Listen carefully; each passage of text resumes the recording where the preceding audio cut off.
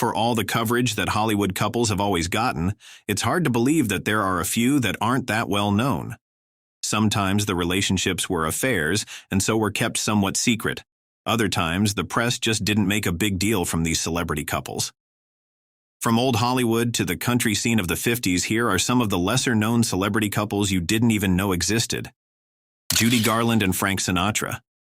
Judy Garland and Frank Sinatra, two of the most iconic entertainers of the 20th century, were rumored to have shared more than just their remarkable talent.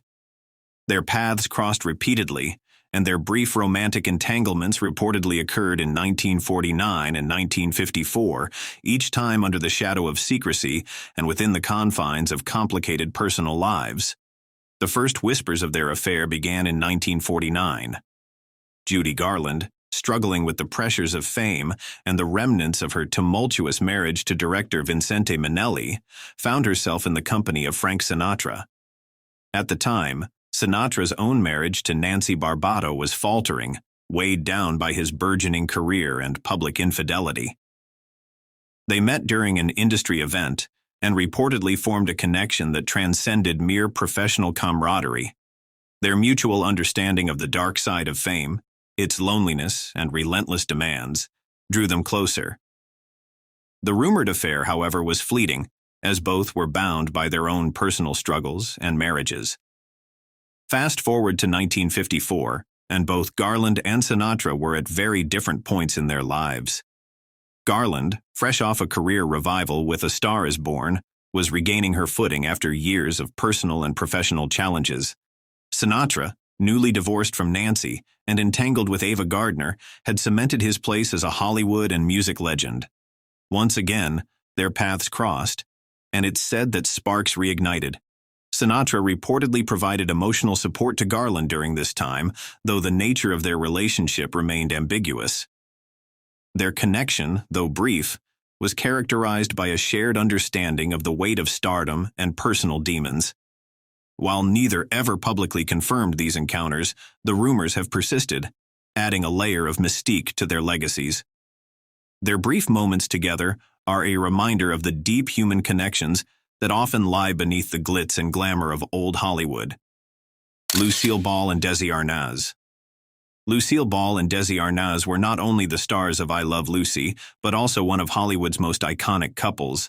Their relationship, filled with passion, creativity, and turbulence, was as dramatic behind the scenes as it was endearing on screen.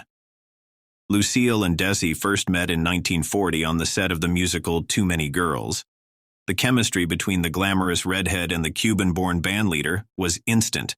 Despite their differences, she was 6 years older and he was a rising star with a fiery temperament, they eloped later that year. Their marriage, though full of love, was marked by challenges from the start. Desi's touring schedule and rumored infidelity created tension, while Lucille's burgeoning film career often kept them apart. In 1951, the couple combined their talents to create the groundbreaking sitcom I Love Lucy. The show became a massive success, revolutionizing television with its live studio audience, multi-camera setup, and depiction of a mixed ethnicity marriage. Their real-life dynamic infused the show with authenticity, making it a cultural phenomenon. Behind the scenes, however, cracks were forming. The pressures of running a production company, raising 2 children, and Desi's ongoing personal struggles put an immense strain on their relationship. By the late 1950s, their marriage was unraveling. Desi's drinking and infidelity, paired with Lucille's workaholic nature and perfectionism, made reconciliation impossible. In 1960, after 20 years together, the couple divorced. Despite the heartbreak, they maintained a deep respect for one another. Desi once said, "I Love Lucy was never just a title." Their love story, though imperfect, remains a testament to their undeniable chemistry and the creative legacy they built together. Even after their separation, their bond endured in the memories of those who laughed and loved alongside them through the small screen. Clark Gable and Joan Crawford. Clark Gable and Joan Crawford, two of Hollywood's most magnetic stars, were rumored to have shared a passionate affair during the height of their careers. Both were married to others at the time, but their undeniable chemistry on and off the screen reportedly led to a romance that became one of old Hollywood's most enduring scandals. The affair is said to have begun in the early 1930s, when Gable and Crawford were both rising stars under contract with MGM. Their on-screen partnership in films like Possessed and Dancing Lady sizzled with intensity, fueling speculation that their relationship extended beyond the set. Gable, known for his roguish charm and wandering eye, and Crawford, celebrated for her sultry allure and ambitious nature, were drawn to one another in ways that couldn't be hidden from those around them. Their meetings reportedly took place in secrecy, with MGM going to great lengths to keep their affair under wraps. Studio executives, keen to protect their stars' public images, often intervened to prevent the relationship from becoming public knowledge. Gable was married to his second wife, Rhea Langham, while Crawford was in her first marriage to actor Douglas Fairbanks Jr., both unions strained by the stars' high-profile careers and personal choices. Despite the rumors, neither Gable nor Crawford ever publicly confirmed their affair. However, their enduring friendship and frequent collaborations suggested a deep bond that transcended mere gossip. Crawford once said of Gable, "He was the kind of man every woman wanted and could never completely have." The rumored affair between Gable and Crawford is a fascinating part of Hollywood's history. It shows the mix of glamour, mystery, and challenges that come with being in the spotlight. Whether it really happened or not, their stories still interest fans of Hollywood's golden age. Marilyn Monroe and Marlon Brando. In the early 1950s, Marilyn Monroe and Marlon Brando, two of the most iconic figures in Hollywood history, were briefly entangled in a whirlwind romance that has largely been forgotten. Both rising stars at the time, their paths crossed in the dazzling yet often isolating world of fame. Brando later revealed in his memoir that their connection was undeniable, but it lacked the depth or commitment to becoming a serious relationship. Instead, it was a fleeting moment between two individuals navigating their way through the pressures of Hollywood. Monroe, who was on the cusp of becoming a global sex symbol, and Brando, a method actor renowned for his brooding charisma, shared a physical and emotional attraction. However, their relationship fizzled out as quickly as it began, overshadowed by their demanding careers and personal struggles. Brando spoke fondly of Monroe, describing her as vulnerable yet deeply magnetic, a combination that made her both intriguing and elusive. Their brief dalliance was never the subject of widespread public attention, perhaps because both stars were already embroiled in other personal dramas. In hindsight, their fleeting romance remains a fascinating footnote, a moment when two legends found a brief connection amidst the chaos of their extraordinary lives. James Dean and Ursula Andress.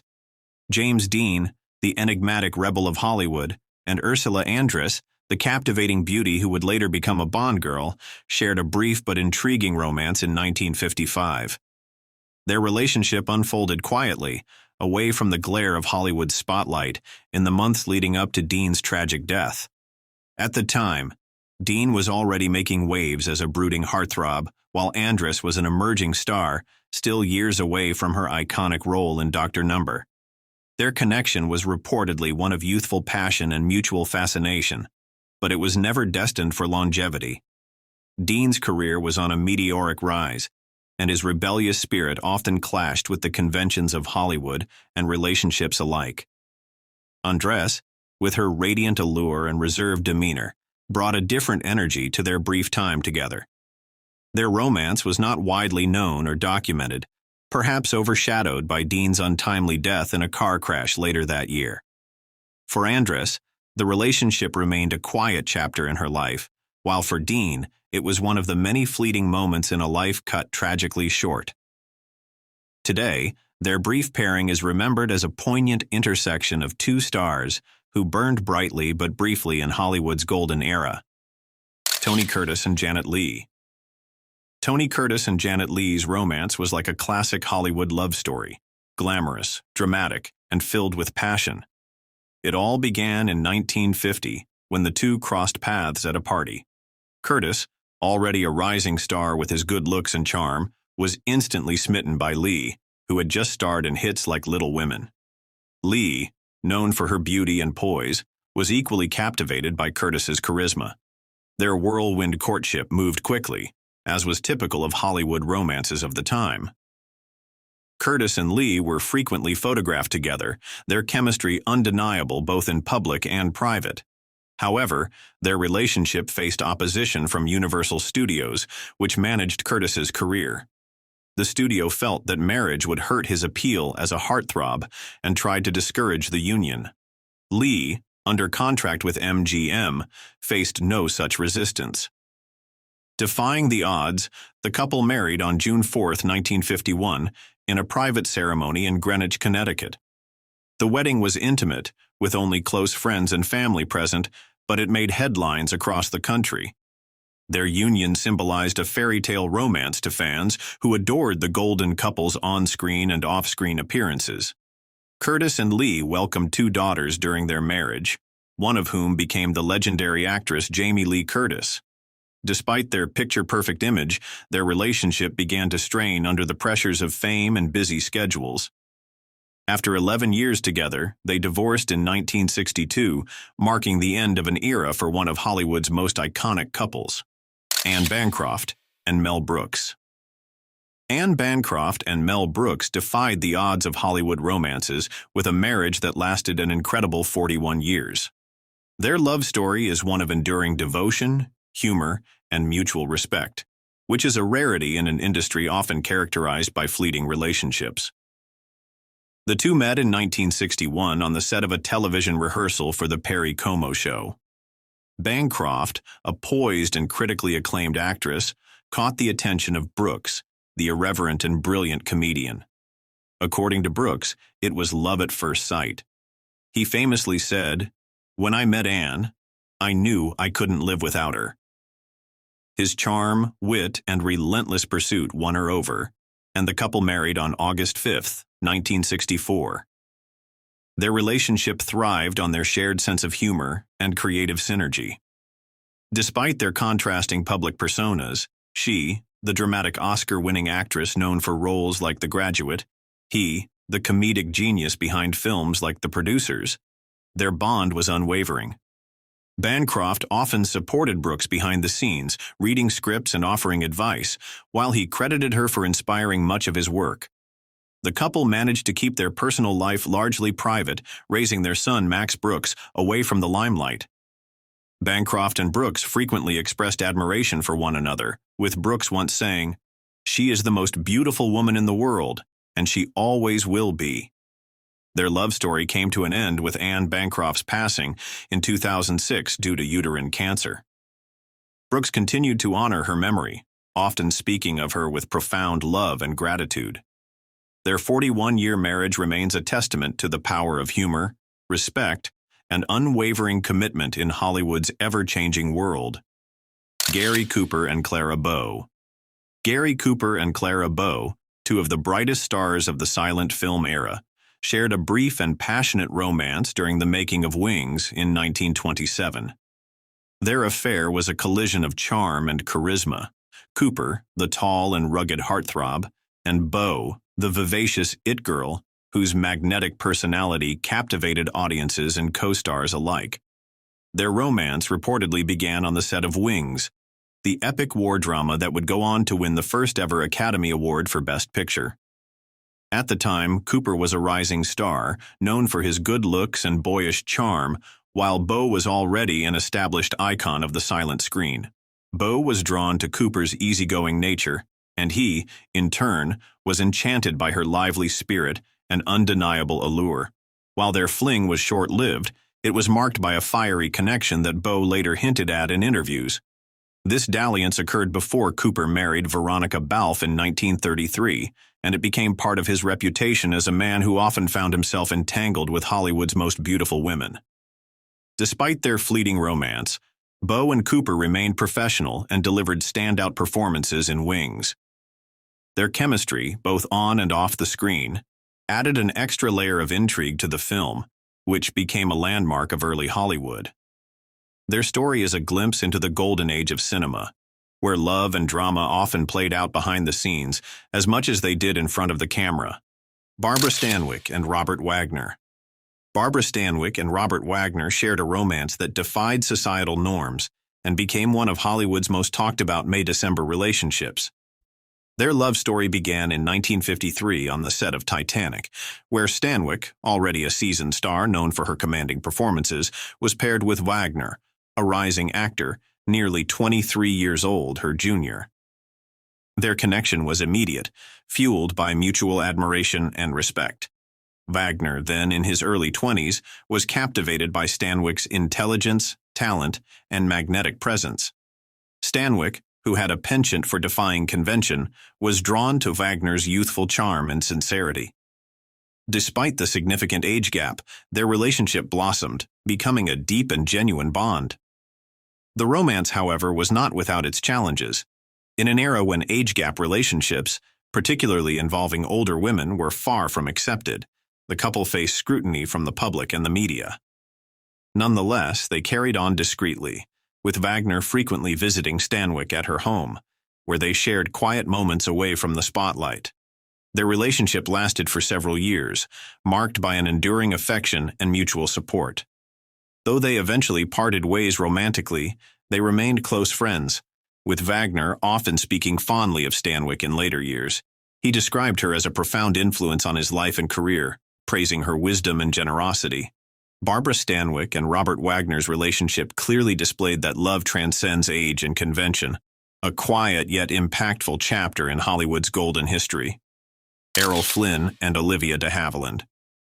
Errol Flynn and Olivia de Havilland shared a connection that was as captivating as their on-screen chemistry.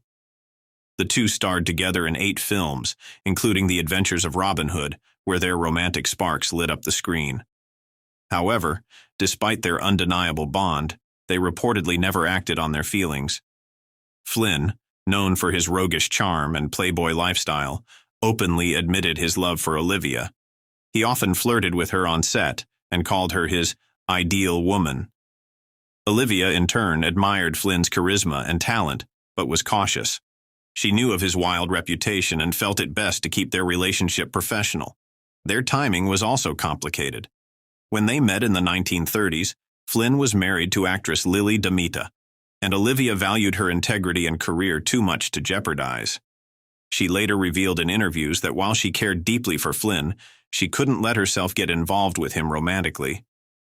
Despite their unspoken feelings, their friendship remained strong. Olivia supported Flynn through his struggles, and he always spoke of her with respect and affection.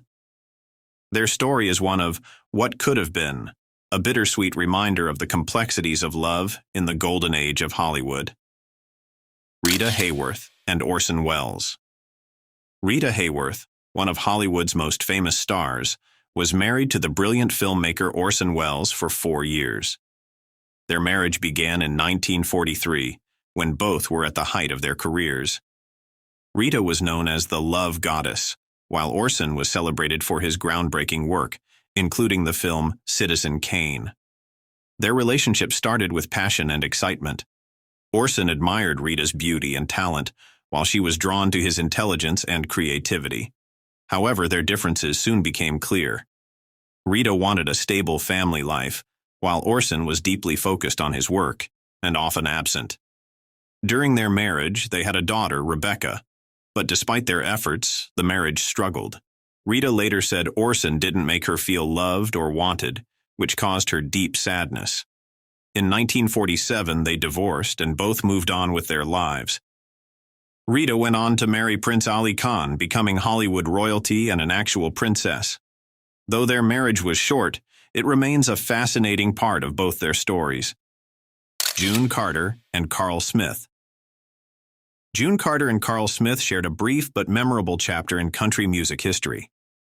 Married from 1952 to 1956, the couple was part of Nashville's golden era, blending their talents and charm on and off the stage. June, with her lively personality and quick wit, and Carl, known for his smooth voice and good looks, were a beloved pair during their time together. Their marriage brought moments of joy and musical collaboration, including performances like their duet of Love, Oh Crazy Love, which showcased their chemistry and playful dynamic. They shared a love of music, often joking and singing together, creating memories that fans of classic country still cherish. However, their marriage was not to last. In 1956, the same year they divorced, June met Johnny Cash backstage at the Grand Ole Opry. As the story goes, Johnny boldly told her he would marry her someday, a declaration that would come true years later, in 1968. While June and Carl's time as a couple was relatively short, it marked an important period in their lives. Their shared moments, both personal and musical, remain a charming part of country music history, even as June went on to become part of one of music's most legendary love stories with Johnny Cash. Paulette Goddard and Burgess. Paulette Goddard and Burgess Meredith shared a unique, if brief, chapter in Hollywood history. Known for her charm, wit, and beauty, Goddard had already been married to legendary comedian Charlie Chaplin from 1936 to 1942, when she met Burgess Meredith, an actor celebrated for his quirky humor and dramatic talent. It seems Goddard had a penchant for funny, intelligent men. Goddard and Meredith married in 1944, forming a partnership that blended their shared love for the arts. During their 5 years together, they worked on projects and supported each other's careers. Meredith often described Goddard as a dynamic and creative spirit who inspired him both personally and professionally. Despite their strong connection, their marriage faced challenges, including the pressures of Hollywood life and their demanding careers. By 1949, they decided to part ways, ending their marriage amicably. Though their union was short-lived, Goddard and Meredith's time together reflected their shared sense of humor and mutual admiration. Both went on to have successful careers, with Goddard remembered as one of Hollywood's golden age beauties, and Meredith as a versatile actor who later gained fame as Mickey in the Rocky series. Their story adds another layer to the fascinating lives of these two celebrated stars. Clark Gable and Carole Lombard. Clark Gable and Carole Lombard, celebrated as the King of Hollywood and the Queen of Screwball Comedy, shared a romance that captivated the public and remains one of Hollywood's most legendary love stories. Their first encounter occurred in 1932 on the set of the film No Man of Her Own, where they portrayed a married couple. At that time, both were involved with other partners, and their relationship remained strictly professional. Years later, in 1936, they reunited at a Hollywood party, and this meeting sparked a romantic relationship. Their courtship was marked by a blend of glamour and playfulness, with both stars known for their spirited personalities. On March 29, 1939, during a break from filming Gone with the Wind, Gable and Lombard eloped to Kingman, Arizona. They were married in a private ceremony at the St. John's Methodist Episcopal Church, with only a few close friends in attendance. Their marriage was characterized by deep affection and mutual respect. They purchased a ranch in Encino, California, where they enjoyed a relatively private life away from the Hollywood spotlight. Lombard's vivacious spirit complemented Gable's rugged demeanor, making them a beloved couple both on and off the screen. Tragically, their union was cut short on January 16, 1942. Lombard was returning from a successful war bond tour when her plane, TWA Flight 3, crashed into Mount Potosi in Nevada, resulting in her untimely death at the age of 33. Devastated by the loss, Gable joined the U.S. Army Air Forces, honoring Lombard's patriotic spirit. He later returned to his acting career, but those close to him noted that he was profoundly affected by her death for the remainder of his life. The love story of Clark Gable and Carole Lombard endures as a poignant chapter in Hollywood history, symbolizing both the enchantment and the ephemeral nature of life in the spotlight. Now let's talk about the most iconic couples of the golden age of Hollywood: Douglas Fairbanks and Mary Pickford. He was the old Hollywood favorite clown, and she was America's sweetheart. Together, they were the classiest couple of the silent era. Fairbanks fell in love during the Liberty Bond tour in 1916. They were together on the tour with Charlie Chaplin. They married in 1920 and were one of the first celebrity married couples, went to Europe for their honeymoon. Fans in London and in Paris caused riots trying to get to the famous couple. The couple's triumphant return to Hollywood was witnessed by vast crowds who turned out to hail them at railway stations across the United States. Dinners at Pickfair included a number of notable guests. Charlie Chaplin, Fairbanks' best friend, was often present. Other guests included George Bernard Shaw, Albert Einstein, Eleanor Glynn, Helen Keller, H.G. Wells, Lord Mountbatten, Fritz Kreisler, Amelia Earhart, F. Scott Fitzgerald, Noel Coward, Max Reinhardt, Baron Nishi, Vladimir Nemirovich Danchenko, Sir Arthur Conan Doyle, Austen Chamberlain, Sir Harry Lauder, and Meher Baba, among others. The public nature of Pickford's second marriage strained it to the breaking point. Both she and Fairbanks had a little time off from producing and acting in their films. They were also constantly on display as America's unofficial ambassadors to the world, leading parades, cutting ribbons, and making speeches. When their film careers both began to flounder at the end of the silent era, Fairbanks' restless nature prompted him to overseas travel, something which Pickford did not enjoy. When Fairbanks' romance with Sylvia, Lady Ashley, became public in the early 1930s, he and Pickford separated. They divorced January 10, 1936. Fairbanks' son by his first wife, Douglas Fairbanks, Jr., claimed his father and Pickford long regretted their inability to reconcile. Greta Garbo and John Gilbert. Here is another iconic couple from the silent era. Greta Garbo and John Gilbert were simultaneously colleagues and lovers. They worked together as leading heroes in 3 silent movies: Flesh and the Devil, Love and a Woman of Affairs. They met on the set in their first movie together, Flesh and the Devil. By then, Gilbert was immensely popular with an opulent movie showcase, and Garbo was merely unknown and marked as Moody Ice Queen. When Gilbert introduces himself to Garbo, he refers to her by her first name, "Hello, Greta," on which she strictly replied, "It is Miss Garbo," and Gilbert was immediately impressed. They had a passionate and dynamic relationship, but their love has never been officiated since Gilbert forced marriage, and Garbo wasn't interested. Vivien Leigh and Laurence Olivier. Their love affair was the steamiest and one of the first scandals in old Hollywood. Vivien fell in love with Laurence in 1936. They worked together in 1937 and started a passionate affair. By then, they were both married and had to keep their relationship secret.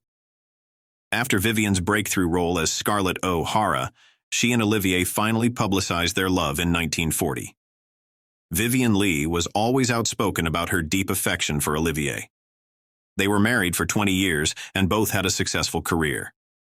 However, Vivien Leigh had been struggling with manic depression and nervous breakdowns, which sadly led to the end of her marriage.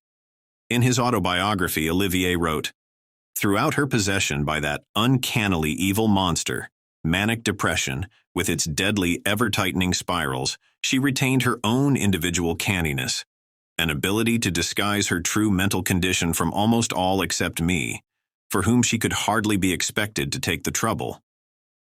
Humphrey Bogart and Lauren Bacall.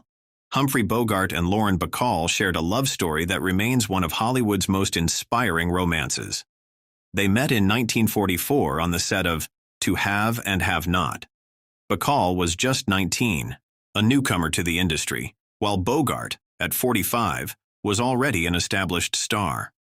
Despite their 26-year age gap and the fact that Bogart was married to his third wife, sparks flew immediately. Their chemistry on screen was undeniable, and it spilled over into real life. Bogart, who had a reputation for being tough, found himself completely captivated by Bacall's beauty, intelligence, and maturity beyond her years. Bacall, in turn, was drawn to Bogart's charm and depth. Their affair began during the filming, and quickly grew into something serious. Bogart eventually divorced his wife, and he and Bacall married in 1945. Their relationship was filled with mutual respect, humor, and a deep connection. They welcomed 2 children, a son and a daughter, and created a life together away from the Hollywood chaos. Their bond was so strong that Bacall often referred to Bogart as Boogie, a term of endearment that highlighted their closeness. Tragically, their time together was cut short when Bogart was diagnosed with esophageal cancer. He passed away in 1957 at the age of 57, leaving Bacall heartbroken. Despite his death, their love story endures as one of Hollywood's greatest, a testament to a love that overcame all obstacles. Katharine Hepburn and Spencer Tracy. The most significant relationship of Hepburn's life was with Spencer Tracy, her co-star in 9 films. In her autobiography, she wrote, "It was a unique feeling that I had for Tracy. I would have done anything for him." Lauren Bacall, a close friend, later wrote of how blindingly in love Hepburn was with the actor. The relationship has subsequently received much publicity, and it is often cited as one of Hollywood's legendary love affairs. Meeting when she was 34 and he was 41, Tracy was initially wary of Hepburn, unimpressed by her dirty fingernails and suspecting that she was a lesbian, but Hepburn said she knew right away that I found him irresistible. Tracy remained married throughout their relationship. Although he and his wife Louise had been living separate lives since the 1930s, there was never an official split, and neither party pursued a divorce. Hepburn did not interfere and never fought for marriage. With Tracy determined to conceal the relationship with Hepburn from his wife, it had to remain private. They were careful not to be seen in public together and maintained separate residences. Tracy was an alcoholic and was frequently depressed. Hepburn described him as tortured, and she devoted herself to making his life easier. Reports from people who saw them together describe how Hepburn's entire demeanor changed when around Tracy. She mothered and obeyed him, and Tracy became heavily dependent on her. They often spent stretches of time apart due to their work, particularly in the 1950s when Hepburn was largely abroad for career commitments. Tracy's health declined significantly in the 1960s, and Hepburn took a 5-year break in her career to care for him. She moved into Tracy's house for this period and was with him when he died on June 10, 1967. Out of consideration for Tracy's family, she did not attend his funeral. It was only after Louise Tracy's death, in 1983, that Hepburn began to speak publicly about her feelings for her frequent co-star. In response to the question of why she stayed with Tracy for so long, despite the nature of their relationship, she said, "I honestly don't know. I can only say that I could never have left him." She claimed to not know how he felt about her, and that they just passed 27 years together in what was, to me, absolute bliss. Paul Newman and Joanne Woodward. Here is one love story that proved the happily ever after. Newman met Woodward on the movie set of The Long Hot Summer in 1953. They married in 1957 and stayed together in a blissful marriage of 50 years. They celebrated their golden anniversary wedding just before Paul Newman's death in 2008.